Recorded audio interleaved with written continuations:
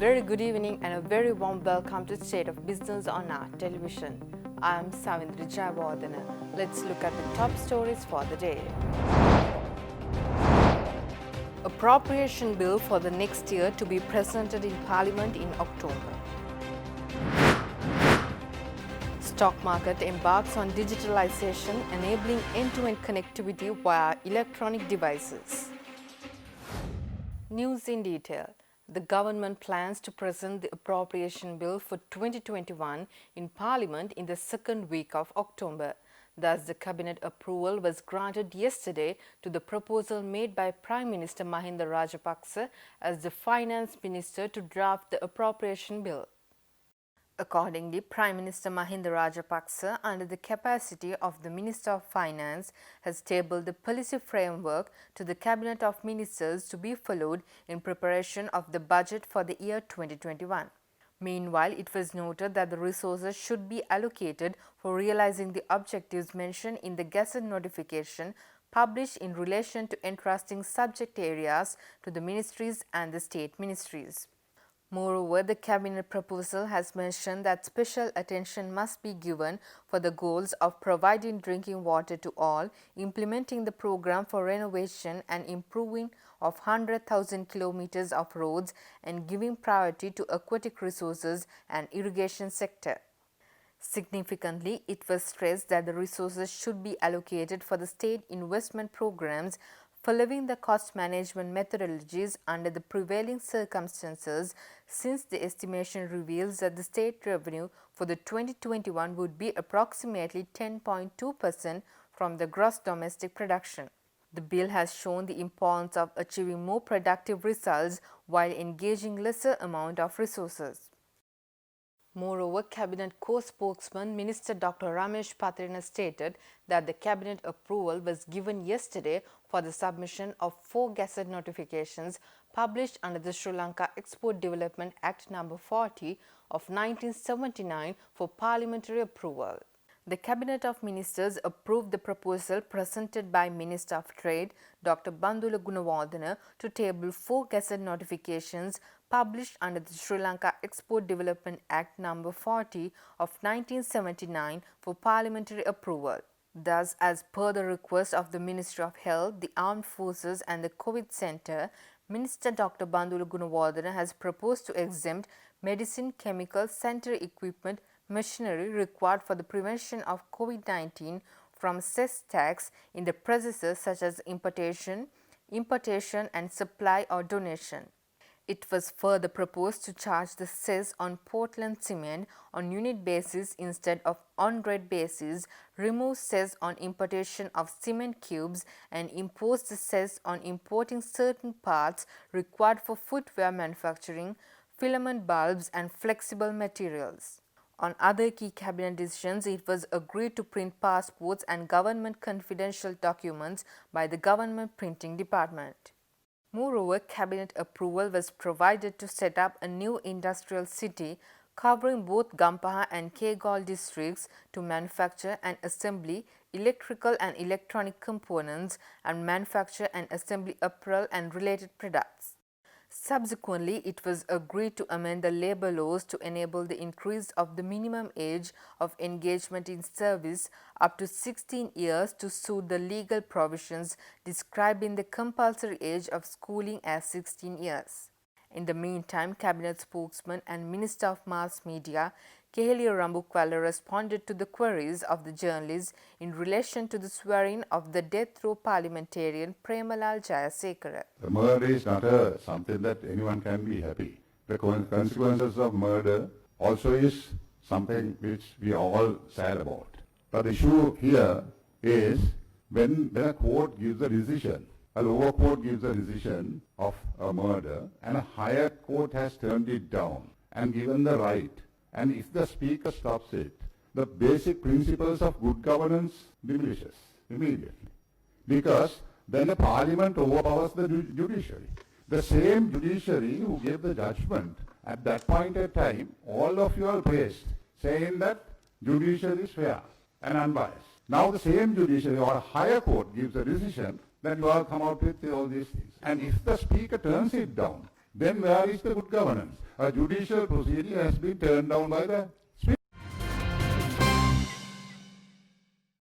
The National Council for Road Safety of the Transport Ministry states that it is reported that 71% of the accidents that were caused over the last 5 years have been occurred due to the reckless behavior of the motorcyclists, pedestrians and cyclists. Thus, speaking at the yesterday's event to hand over monetary assistance for hit and run victims, the National Council for Road Safety Chairman R.L. Anton noted that the subject ministry has taken measures to reduce the road accidents during the next 5 years at least by 50%. Accordingly, Transport Minister Gamini Lokuge yesterday distributed 4 million rupees as compensation among 32 family members of road victims who had succumbed to road accidents or sustained serious injuries in 2019 in hit and run accidents. KDKM ස්වර්ණලතාමිය accident එකල පෙට්ටේ මේකේ පාර්ශවකරුවෝ දන්නේ නැහැ.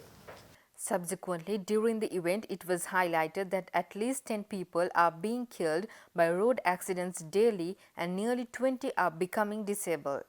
National Council for Road Safety Chairman R.L. Anton, who addressed the event, said that a total of 2,688 fatal accidents had been reported last year, during which 2,851 people had been killed. Moreover, it was further noted that 1,313 fatal road accidents have happened from the beginning of this year to the end of August, out of which 1,378 have died. In the meantime, the National Council for Road Safety added that an awareness program including the officers of the relevant sectors will be conducted in the coming weeks to educate the public on the importance of maintaining discipline when using roads. Stay tuned for more news right after this break.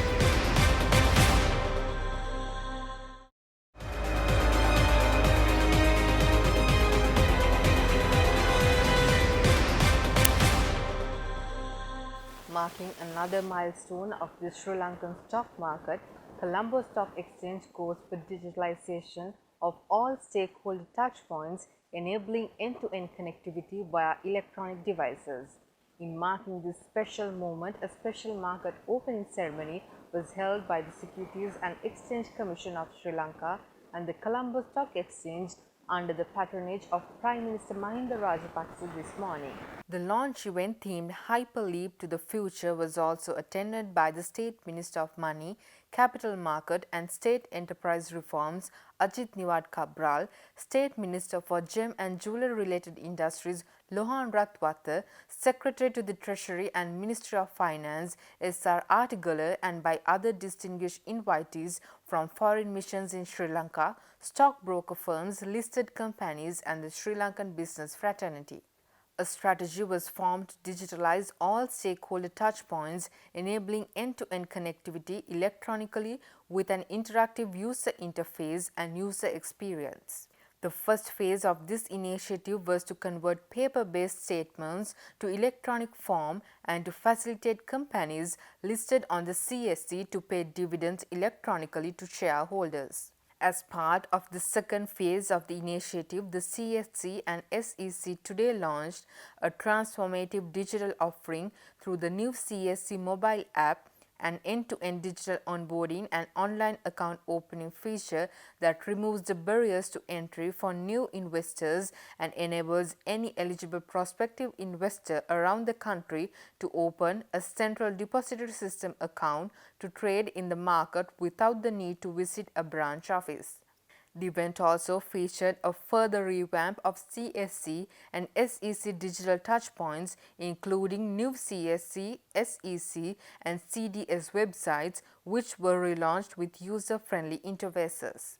With the new online account opening feature offered by the CSC mobile app, prospective investors can now get started with investing instantly with their account opening, trading and settlement, and monitor their accounts anywhere and anytime they want.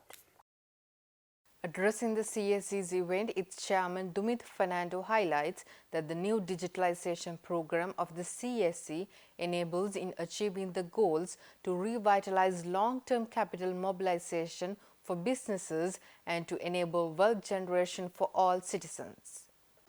At the CSE, our mission is clear. Our goal is to revitalize long-term capital mobilization for businesses and to enable every citizen of this country to generate wealth through the Colombo Stock Exchange by providing a trusted venue for trading and depository services. Now, if we are serious about enabling wealth generation for every citizen, there are three things we need to do. Make it easier for citizens to learn about and access the stock market. Make it easier and more efficient for transactions to take place end to end. And number three, to make it cheaper for everyone to do all of the above. The digitalization of the CSE does exactly these things. With the new digitalization app, users will be able to open an account at the Central Depository System, or commonly known as the CDS, as well as with the stockbroker in a matter of minutes. And they will be able to start trading within an hour. This is groundbreaking. In addition, from today, trade settlements, including sending a trade confirmation as well as payment settlements, can be done entirely online. One of the leading jewelry makers in the country, Mallika Hemachandra Jewellers, expands facilities at its flagship store in Colombo and announces seasonal promotions. Mallika Hemachandra Jewellers, in a function held this morning, announced its opening of the first floor, which is the newest addition to its flagship store at Horton Place, Colombo 7. The company has also declared discounts until this Sunday at their flagship store. The promotion also intends to kickstart the economy that revolves around the jewellery industry in Sri Lanka and expects the hype to continue to the latter of the year. We have been in business for over 50 years and the reputation is good enough to understand that this is the place to be today. But what I also would like to say is today we decided to do this discount offer as well because today the gold price has gone up, and I think with this current situation it is always good to purchase and invest in gold. Stay tuned for stock updates right after.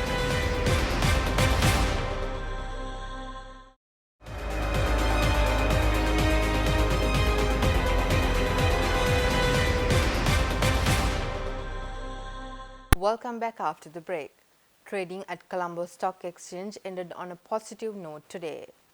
The all-share price index gained 73.26 points to close at 5,658.66, and the S&P SL20 gained 73.71 points to close at 2,480.07. The turnover was 3.4 billion rupees and over 146 million shares were traded. Up next are Forex trades.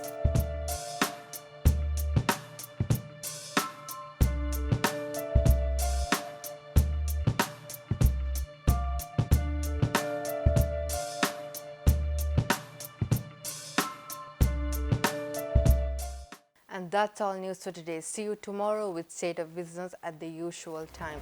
Until then, take care and good night.